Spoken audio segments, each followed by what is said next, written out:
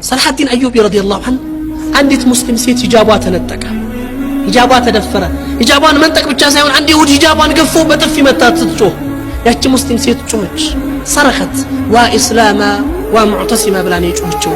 ወይስልምናዬ የሙስሊሞች ኸሊፋ ሙዕተሲም በሰማልኝ ብላ ጮች እኔ ሰማ አንድ ሙስሊም የገጠር ሰው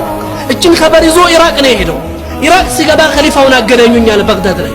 አሲመተ الخلاف ሙዕተሲም ጋር አገናኙት ምን ይዛሃል አንተ አረብይ ብሎ ጠይቀው ሙዕተሲም ቢላህ والله አንድ ሙስሊም ሴት ሂጃባ ተነጠቀ ተመታች ወይስልምናዬ መደፈር ወይ ሙዕተሲም የሙስሊሞች ኸሊፋ ባወቀልኝ ብላ የተናገረችው ሲል والله ከተቀመጠበት ወንበር ተነሳ ይባላል ሙዕተሲም ቢላህ የምራአት المسلمه لا انصرنك والله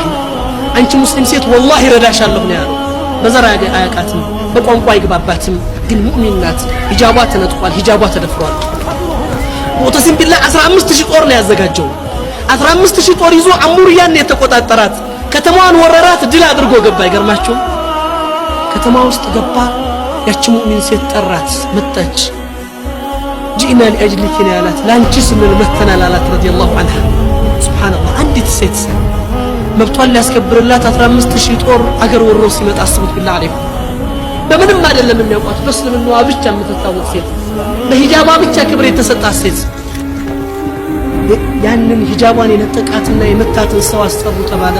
አደባባይ ላይ እንደመታሽ አርገሽ ምጭዋላት ሙዕተሲም ቢላህ والله يا خليفة المسلمين علمنا الإسلام على العفو وعلى القدرة اسلمنا استمرنا እየቻሉ ይቅር ማለትን ለኔ ይሄ ክብር ብቻ ይበቃኛል الله ስልአውፍ ብየዋለሁ አለችን ሰውዬ ዛሬ ፍልስጤሞች ወሙዕተሲም ያያሉ ነሽዳ ይነሽዳሉ ወይ ሙዕተሲም በሰማልን ይላሉ ለዛች ለአንድ ሴት መልስ የሰጠው ሙዕተሲም ኡመተ الاسلام ህፃናትና ሴት በኤፍ 16 ጀት ሲደበደቡ ቢያይ ምን መልስ ይሰጥ ነበር ሺዎች ሲታረዱ ሺዎች ሲገረፉ አንዲት ሙስሊም ሴት ሰርኻ ጮት መልስ ሰጥቷል በሌላ ጊዜ ሩሞች አንድ ሴት እንደዚህ አድርገው ይባላል ሂጃቧን ሲገፋት ስትጮህባቸው እንዳይሰማባቸው ሙስሊሞች እንዳይሰማባቸው አፍነው አስገቧት አሰሯት